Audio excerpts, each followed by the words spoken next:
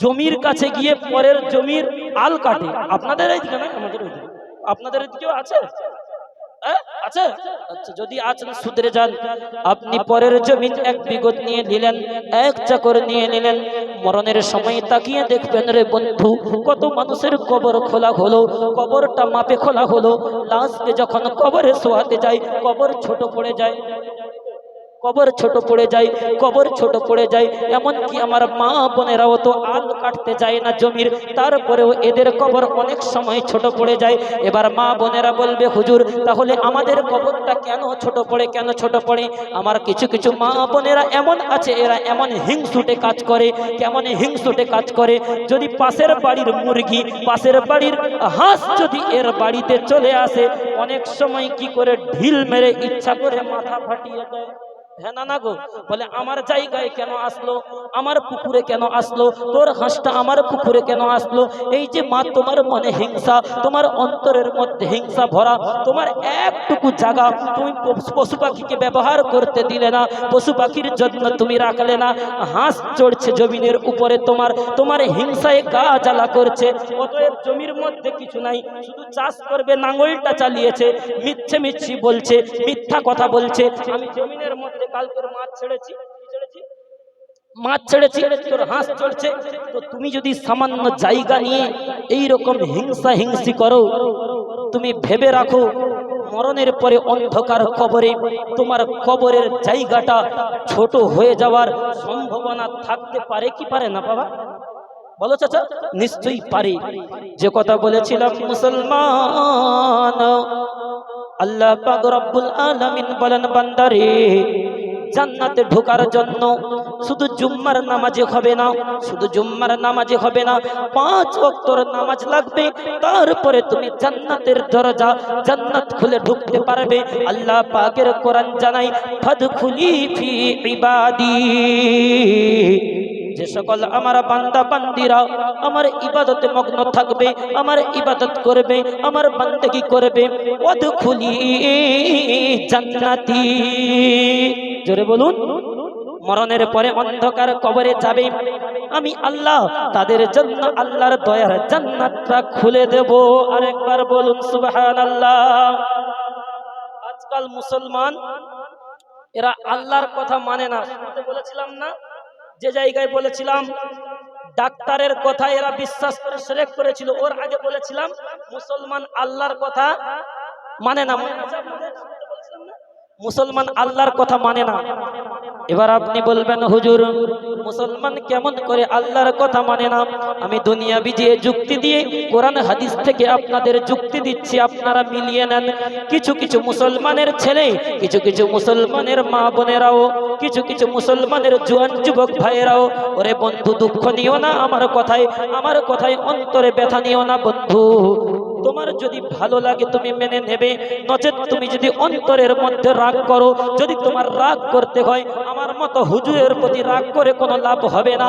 কারণ আমি হুজুর আমার মন গড়া কথা বলি, বলো কথা বলি না।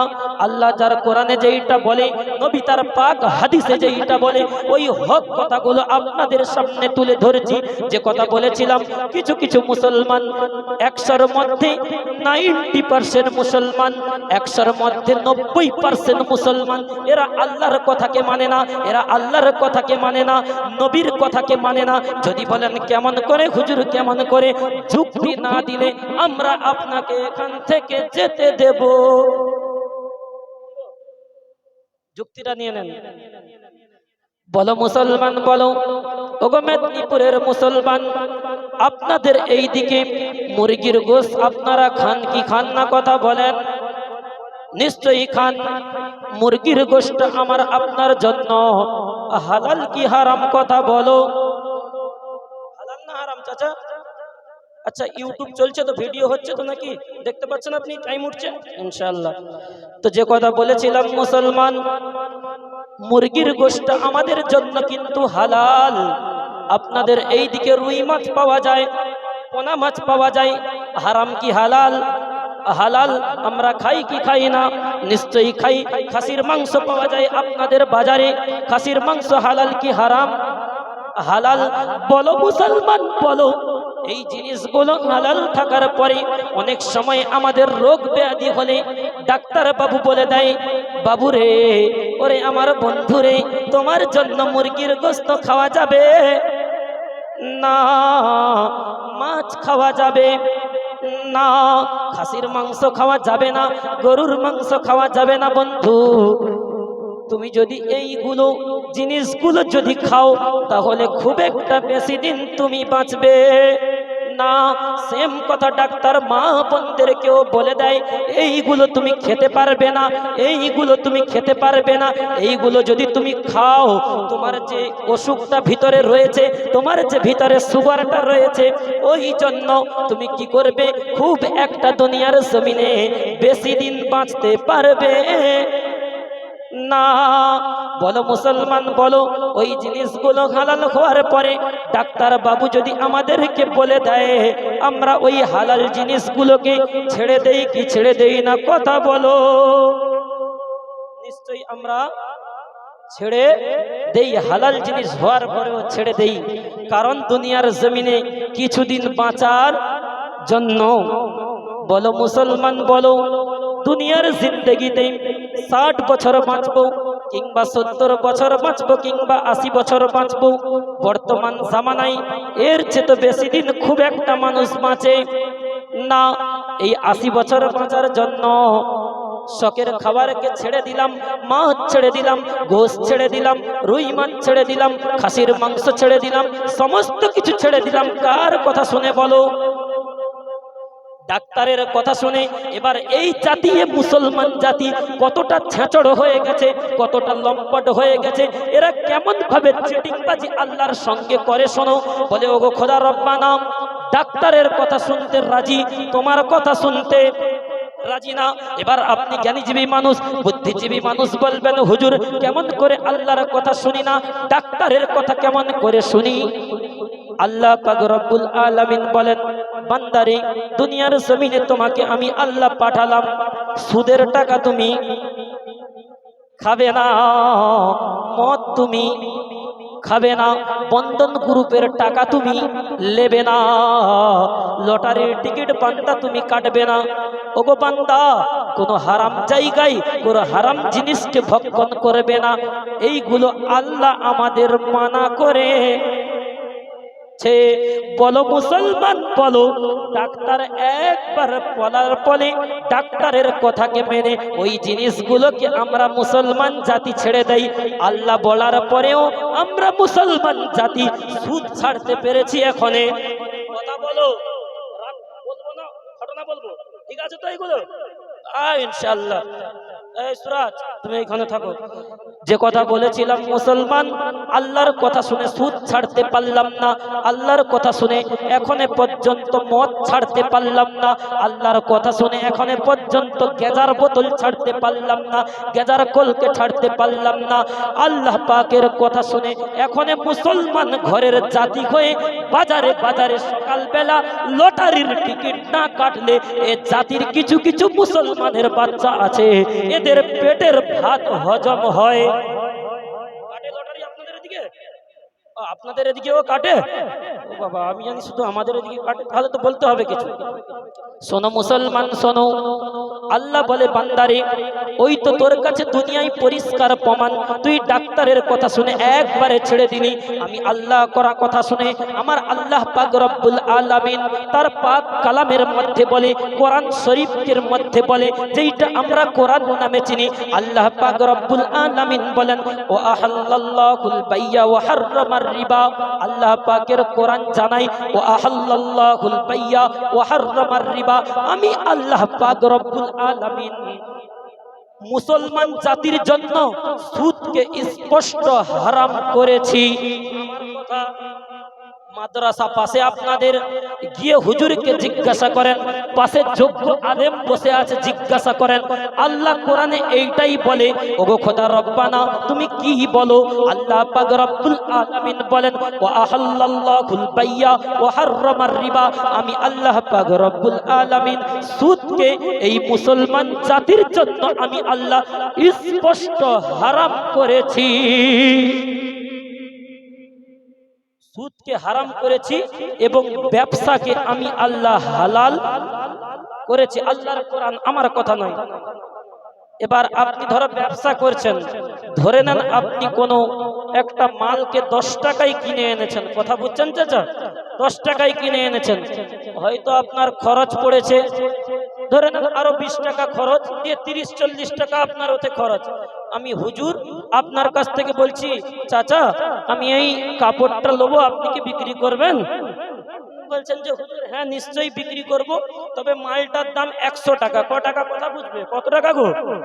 100 টাকা।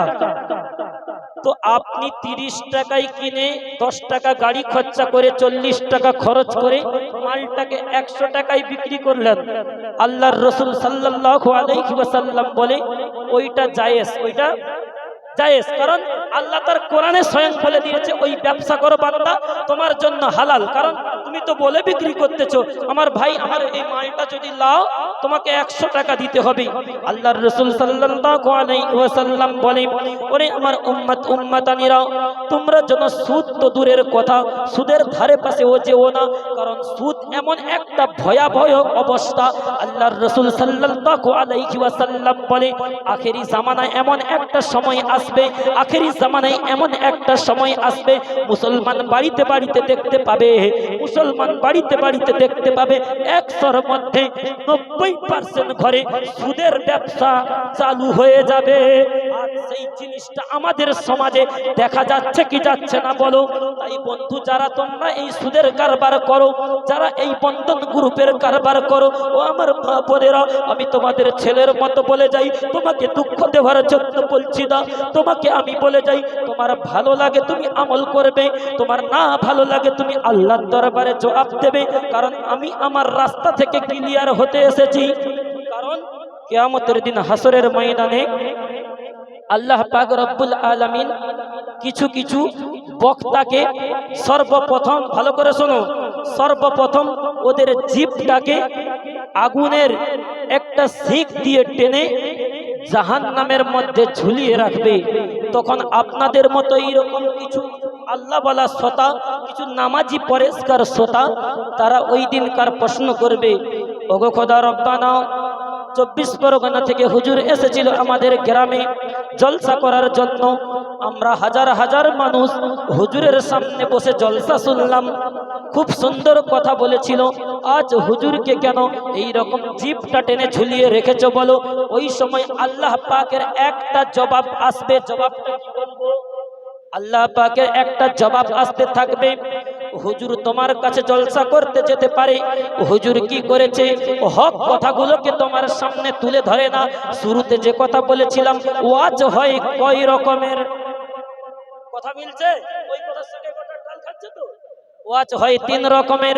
তুমি কি করলে? মানুষের সামনে গিয়ে আকাশের উপরের ওয়াজ করে দিয়ে, কমিটির ছেলেকে খুশি করে দিয়ে, মেদিনীপুরবাসীকে খুশি করে দিলে হুজুরের খিদমত চলছে।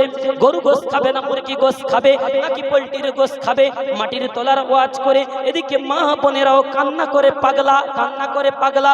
কারণ ফাতেমার ওয়াজ হচ্ছে নবীর বেটি ফাতেমাকে কবরে এমন ভাবে পেশাই করবে, নবীর বেটি ফাতেমাকে যখন কবর দেওয়া হয়, কবর ওই সময় বলতে থাকে, এই জায়গায় রাখেন আমি আবার ঘুরে আসছি এখানে দেখি, নবীর বেটি ফাতেমাকে যখন কবরের মধ্যে নিয়ে যাওয়া হয় ওই সময় কবরকে বলতে থাকা হয়, ওরে কবর আজ তোমার বুকে যেই ব্যক্তিটা যাচ্ছে, যেই মানুষটা যাচ্ছে, এ হচ্ছে নবীর বেটি ফাতেমা। কবর রে তুমি এর সঙ্গে দেখে শুনে ব্যবহার করো। কবরকে বলা হচ্ছে, বুঝছেন চাচা? কবরকে বলা হচ্ছে ওরে কবর তোমার মধ্যে আজকের যাকে দেওয়া হচ্ছে এ হচ্ছে হাসান হোসেনের আম্মা জান, তোমার মধ্যে আজকের যাকে দেওয়া হচ্ছে সে হচ্ছে হযরত আলীর স্ত্রী, তুমি দেখে ব্যবহার করবে। কবর ওই সময় বলতে থাকে আমি কবর, কে নবী, কে পীর, কে বুজুর্গ, কে বড় বক্তা, কে হাফেজ, কে আলেম, আমি কবর কাউকে দেখি না। আমি কবর শুধু দেখি আমল থাকে তো পাস, না হয় বান্দা ভেবে যাস তোর আগে চলে গেছে কবরে কাঁচা। মুখস্থ তো আপনাদের,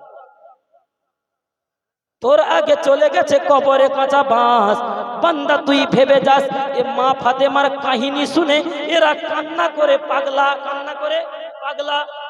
তো মা ফাতেমার কবর কেমন ব্যবহার করবে? তুমি এইদিকে মেদিনীপুর জেলায় বসে বসে তোমার চোখ থেকে পানি পড়তেছে যে কবর নবীর বেটির সঙ্গে এই রকম ব্যবহার করবে। এইদিকে এ মা, এ বোন, এ ভাবি বন্ধন গ্রুপের সেক্রেটারি হয়ে বসে আছে, ওইদিকে মা ফাতেমার কবরে কেমন আযাব হবে হুজুর বক্তব্য করেছে। ওই দিয়ে কান্নায় পাগলা, তোমার ওই কান্নায় কোনো লাভ হবে না মাগো, তোমার ওই কান্নায় কোনো লাভ হবে না। কারণ আল্লাহ পাক রব্বুল আলামিন বলেন, আমার যারা প্রকৃতপক্ষে বান্দা হবে, যারা ঈমানদার বান্দি হবে, কারণ আমি আল্লাহ পাক রব্বুল আলামিন দুনিয়ার জমিনে এই যে মানব জাতিকে শেষ জামানার নবীর উম্মতকে এতটা ভালোবাসি, এতটা পছন্দ করি, আমি আল্লাহ পাক রব্বুল আলামিন এতটা অন্য কোন নবীর উম্মতকে আমি আল্লাহ এতটা ভালোবাসা দিতাম না। আমরা সেই শেষ জামানার নবীর উম্মত। আল্লাহ পাকের কোরআন জানাই, ওয়ালাকাদ কাররামনা বানি আদম, হে আদমের বেটা তোমরা শোনো, আমরা সকলেই আদমের বেটা। হ্যাঁ না না, আদম নবীর পরস্পর থেকে আমরা একের পর এক এসেছি। আল্লাহর কোরআন জানাই, ওয়ালাকাদ কাররামনা বানি আদম, ওরে আদমের বেটা তোমরা শোনো, তোমাদেরকে যে সম্মানটা দেওয়া হলো ওই সম্মানটা তোমরা যেন নষ্ট করে দিও না। আর যদি নষ্ট করে দিও রে বন্ধু, কবরেতে যাওয়ার পরে কিয়ামতের দিনে, হাসরের মুসিবতের দিনে আল্লাহ পাক রব্বুল আলামিন তোমার কাছে তোমাকে শাফায়াতের লাভ দেবে না, তোমার জন্য আল্লাহ পাকের দয়ার জান্নাত থাকবে না। আল্লাহ পাকের কোরআন জানায়, যে ব্যক্তি প্রকৃতপক্ষে মুসলমান হবে, আল্লাহ পাকের কোরআন জানায়, ওয়াকানা হাক্কান আলাইনা নাসরুল মুমিনিন। আল্লাহ পাক রব্বুল আলামিন বলেন, আমার বান্দা, আমার বান্দি, আমি আল্লাহ পাক এদেরকে এতটা ভালোবেসে দুনিয়ার জমিনে পাঠালাম, আমি আল্লাহ অন্য কোন নবীর উম্মতকে পাঠালাম না। কেন পাঠালাম না? আমি আল্লাহ পাক রব্বুল আলামিন যখন দুনিয়া সৃষ্টি করিনি, আকাশ সৃষ্টি করিনি, পাহাড় সৃষ্টি করিনি, পর্বত সৃষ্টি করিনি, নদ নদী দুনিয়ার জমিনে কিছুই সৃষ্টি করলাম না। তার শত শত বছর পূর্বে, শত শত হাজার হাজার বছর পূর্বে আমি আল্লাহ পাক রব্বুল আলামিন যখন কিনা আদম আলাইহিস সালাতু ওয়াস সালামকে দুনিয়ার জমিনে পাঠালাম, তার পূর্বে আমার নবী মুহাম্মদুর রাসূলুল্লাহ, সবাই বলেন সাল্লাল্লাহু, সেই নবীর নামখানাকে আমি আল্লাহ আরশে আজিমে আমার নামের পাশে আমি আল্লাহ লিখে দিলাম যে লা, সকলে বলেন লা ইলাহা ইল্লাল্লাহ মুহাম্মাদুর রাসূলুল্লাহ। একবার জোরে বলেন সুবহানাল্লাহ। সকলে একবার দরুদ শরীফ পড়েন, আল্লাহুম্মা সাল্লি আলা